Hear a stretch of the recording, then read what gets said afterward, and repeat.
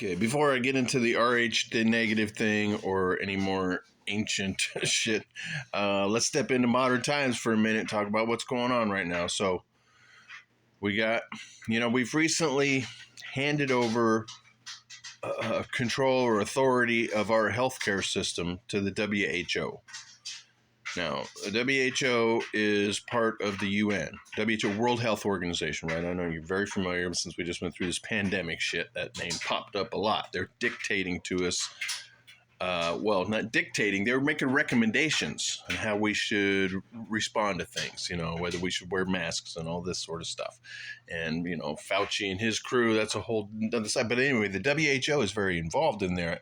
And now we've given them authority over our healthcare system. They can overrule our decisions and implement what they feel is necessary for any global health situations. And of course, they just make shit up, so they're going to impose rules based on bullshit. But the WHO is part of the UN. The UN is part of the New World Order agenda, right? That's part of the crew. That's what it is. It's a United Nations. It's a unified system of governance for the whole world. So they're going to oversee things, right? So if we get on, that means that people that the American people did not elect, folks that we don't know now, are going to tell us how we have to behave, what rules we have to live by. So these are unelected people. That's not the American. We're not supposed to submit to outside agencies to govern us. We are a representative government, right? Representation of the people. The people's opinions are supposed to, anyway, we've given over that authority. And now they're trying to, I think it might have got voted on already. I got to look it up. But there was motions, bills being put forth to give governance of the internet, all aspects of the internet, all internet service providers and blah, blah, blah would fall under the governance of the FCC. And now we don't want the government controlling. I mean, that's our information, right? If they want to control the narrative, they already get upset if you speak against the mainstream narrative of anything. But now there's a lot of possible repercussions. I'm not going to get into all of it, but freedoms are diminishing. Other entities are going to be dictating and issuing control measures over us. Things are stepping up. The game is evolving. So, in a moment of take this opportunity to talk about preparedness just a little bit. One thing that you may want to consider, if we should end up in a World War situation, it's very likely that there could be an interruption in the grid, right? In the power grid, through EMP. And even without war, we are in a solar maximum right now. We're approaching the peak. The sun has an 11-year cycle. It expands and it contracts. Everything is cyclical. And so the sun breathes, essentially, expands and contracts, right? And it takes 11 years for this cycle of expansion and contraction. So they have a solar maximum, and then we have a solar minimum. And this is part of what affects our climate and different things. And so we're approaching the solar maximum right now. Now, solar flares, coronal mass ejection, CME, there's a time in history where it wiped out all the telegraph and stuff, like in the 1850s something. But I mean, if it hit now, we are so dependent on the electronic infrastructure, all of our banking, the way we work, the coordination of things, the regulation of everything. If the internet goes down, that's a big deal. If the grid goes down, that's a bigger deal, right? I mean, no water, no communication, no. So anyway, if a coronal mass ejection, a solar flare should hit us, or if there's an EMP type of thing or any sort of nuclear event, some of the precautions, what I'm getting to, I'm going to get down to this thing right here. This is Metal. Heavy metal. You need, if you want to prevent, let me take this in the house. I'm going to go in by the microwave. If you want to protect electronics, like I said, that coronal mass ejection back in the 1850s wiped out all the telegraph stuff, and that stuff was not as sensitive as the shit we have now.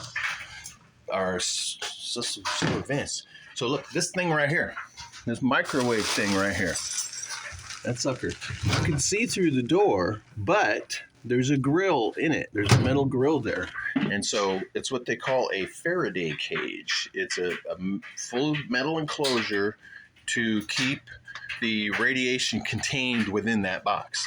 Now, if you want to test your microwave to see if it's leaking, if any radiation is getting to you, put a cell phone in there and try and call it. If that phone rings, your microwave is not an effective Faraday cage, and it's leaking radiation into your living room, or your kitchen, rather. You shouldn't be standing anywhere near it. You should throw that fucker away, actually.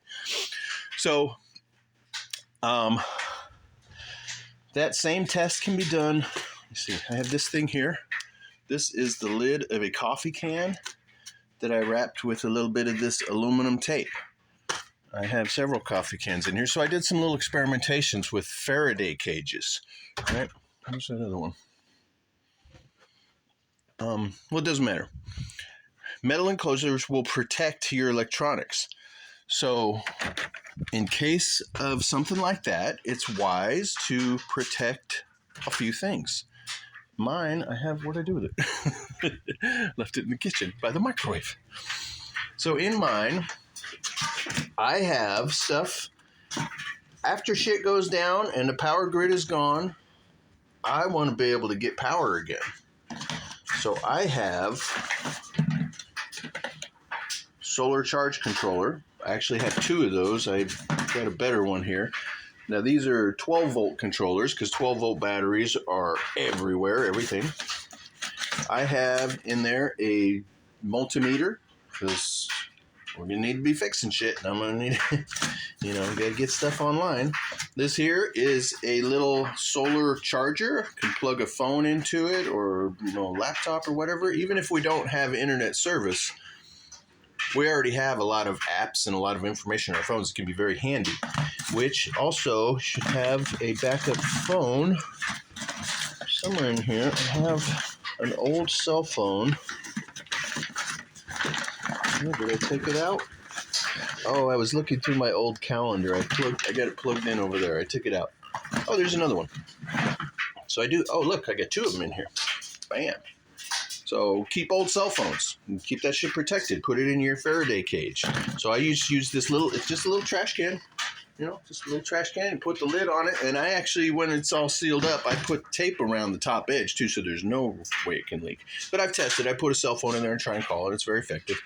Even a metal coffee can, if you got that plastic lid, you cover it with that foil tape, that works good too. Or if you, like I collect little tins, like coffee tin, or not coffee tins, but candy tins and whatever, this kind of stuff. Like these little things, little tins. I have a collection of them. I have all sorts. I have tons. But those things work as a good Faraday cage too, if you're just putting something small in, like a phone. So I also have a battery charger for my Ryobi tools, so I can fix shit. What else do I got in here? I got, this is just an antenna, but I have little ham radios, and I keep one of those in here so I can monitor, weather channels or whatever, or communicate with folks nearby. This, I don't actually have anything on here because I didn't buy any crypto, but this is my little wallet, my digital hard wallet.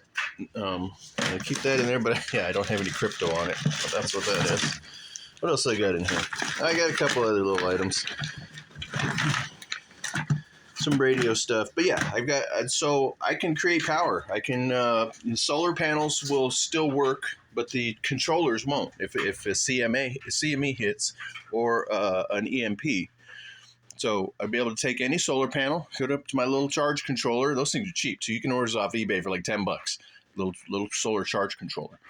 And I got my old phone. I can charge that. I have the battery charger for my tools and a multimeter, so I can start getting shit together, fixing stuff. So that's what I've prepared. Of course, food, water, that sort of stuff. But number one thing that you guys need to do, find yourself a trailer. Have something to live in. If you got to bug out, if shit goes bad in your town and you got to leave, if there's any sort of natural disaster, uh, you know, forget World War or whatever, there's a lot of things that can make you have to leave. And so if you want to be prepared, and in fact, especially if you want to be coming to my place, I'll have hookups for you. I'll have power and water for you to hook up, but I don't have enough housing for everybody. So you need to bring your own bed, right? You need a trailer. You guys should be looking. Don't go spending a lot of extra money on frivolous stuff right now. Get your preparedness established first.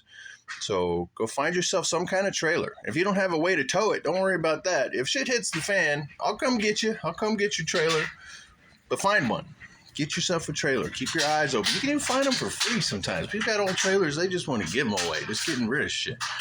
I see stuff come up sale around here all the time. They're not great, of course. They're old junkers that need a bunch of work. But for just a few $100, there's always travel trailers coming up for sale around here. So look into that. Get yourself a trailer. Maybe a Faraday cage so you can have a phone, some a source of information and communication. I don't know. I don't want to be paranoid and tell you to be a prepper and all that, but it brings me some comfort knowing that if something does happen, I'm prepared. I'm yeah, All right. Have a good one, guys.